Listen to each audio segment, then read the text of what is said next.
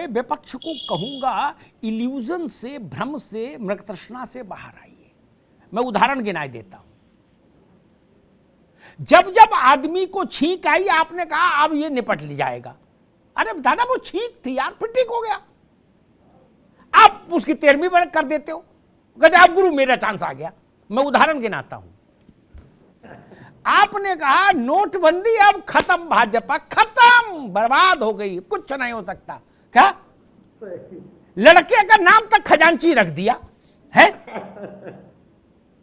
उसके बाद कल्याण सिंह के 222 के बाद नंबर विधायक जिताने के बाद 325 के साथ भाजपा वापस उत्तर प्रदेश में आती है।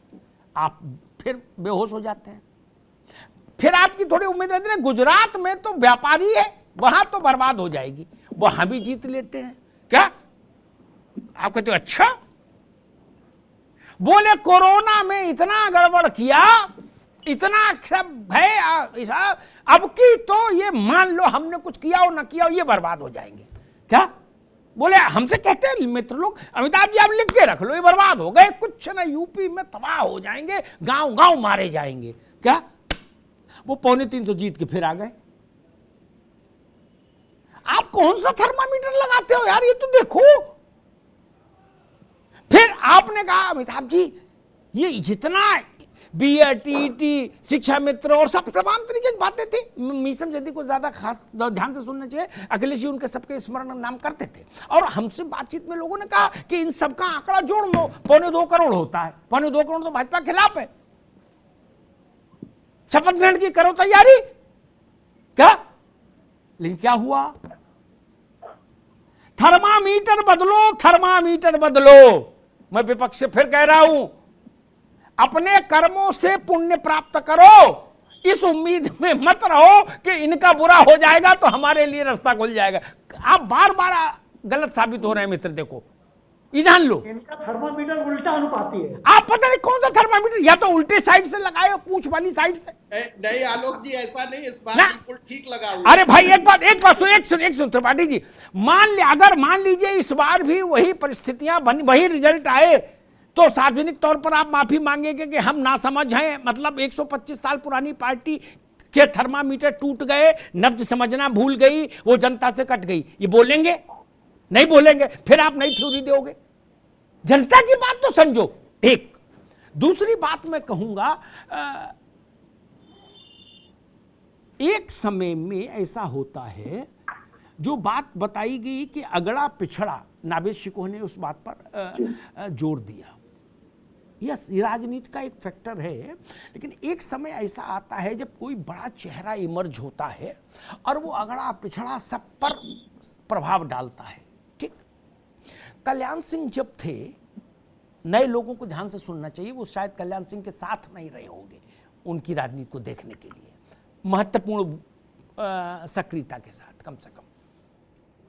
तो कल्याण सिंह एक व्यक्ति था, त्रिपाठी जी सुन लीजिए, एक व्यक्ति था, लेकिन वो 5 चीजों को सिंबलाइज कर रहे थे अकेले। किसान, लोध, एंटायर पिछड़ा, एंटायर हिंदू अयोध्या के चलते, और सख्त प्रशासक।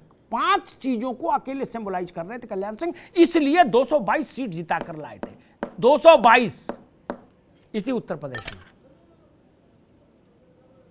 इसलिए यह तर्क हर जगह लागू नहीं होता। इस विधानसभा चुनाव को अगर हम ढंग से एनालाइज करेंगे तो संगठन, आरएसएस, बीएचपी, प्रधानमंत्री की छवि और सारी चीजें एक साथ के रखने के बाद भी भाजपा के एमएलए के उम्मीदवार जो लोग थे, उन लोगों ने मुझे इससे कहा कि भैया इलाका में 5-6%, 7% वोट तो बाबा का हो गया। यही व्यक्ति को बड़ा बनाती है, यही व्यक्ति को बड़ा बनाती है। तीसरी धारा सारी बात ठीक है, लेकिन मुलायम सिंह के चेहरे का भी वोट था ना, इसलिए मुलायम सिंह थे, वरना अजीत सिंह नहीं मुख्यमंत्री हो जाते। नावेद शिकोह, अगर आपको ध्यान हो, बीपी सिंह उनके साथ खड़े थे ना, लेकिन वोट मुलायम सिंह के साथ था। यह फर्क होता है जो मैं देख पा रहा हूं। और व्यक्ति इमर्ज कैसे होता है, मोदी जी जब गुजरात के चीफ मिनिस्टर थे तो एक बार उन्होंने 15 अगस्त ने 26 जनवरी पर शायद या 15 अगस्त पर एक लाल किले की प्रतिकृति बनवाई और उस पर भाषण दिया एज चीफ मिनिस्टर। तो मुझे याद है कांग्रेस के मित्रों ने कहा था कि देखो ये दिन में सपना देख रहे हैं, अरे लाल किले से इनका क्या लेना देना। क्या हुआ, क्या हुआ? आप लाल किले का रास्ता ही भूल गए क्या? वो धुआंधार झंडा फहराते जा रहे हैं क्या? ऐसे ही नेता इमर्ज होता है भाई। 2011 में कौन ये मानने को तैयार था कि नरेंद्र मोदी भारत की राजनीति पर इतने प्रभावशाली ढंग से कश्मीर से कन्याकुमारी, असम से वहां तक छा जाएंगे? कांग्रेस की 44 सीट आएंगी, ये क्यों सोच सकता था? और मैं एक बात बता दूं, त्रिपाठी जी योगी व्यक्ति हैं लेकिन शायद कभी अभी स्मरण तत्काल ना हो। इमरजेंसी में सबसे बुरी गति हुई कांग्रेस की, ऐसा माना जाता है। तब भी 120 सीट आई थी मिश्रा जी। जब पूरे उत्तर प्रदेश में एक भी सीट नहीं आई, इंदिरा गांधी हारी, संजय हारे, बंसीलाल हारे हरियाणा में, मध्य प्रदेश में विद्याचरण हारे, तब भी 120 सीट आई थी। और नरेंद्र मोदी के काल में जो चुनाव हुआ उसमें आई 44। तो भैया थर्मामीटर तो कहीं कुछ गड़बड़ है, या सेल कमजोर हो गए। वैसा डिजिटल वाला थर्मामीटर अगर होगा तो उसमें सेल बदलो, लेकिन कुछ तो करना होगा। जनता के निर्वाचन के समय मुद्दे उसके दिमाग में कौन से हैं, ये समझना ही तो राजनीति। और राजनीति क्या है? मुझसे राजनेताओं ने कहा, मैं बताता हूं, बैठकर कागज पर मी समझे जब समाजवादी पार्टी और बसपा का अलायंस हुआ तो कागज पर देखा गया तो कहा गया कि भाई कम से कम 65 और अधिक से अधिक 75 सीट तो जीती रहे हम लोकसभा की। आई कितनी? कागज पर ठीक था गणित, आई कितनी? 10 बहन जी की, 5 आपकी। क्या उससे बड़ा कोई गठबंधन हो सकता है देश में? त्रिपाठी जी हां ये ना बता दो।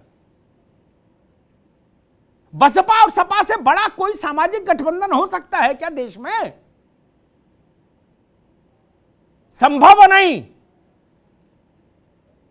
तब इसलिए देखना होगा कि बुनियादी गलती कहां पर है, आप चीजों को समझ क्यों नहीं पाते।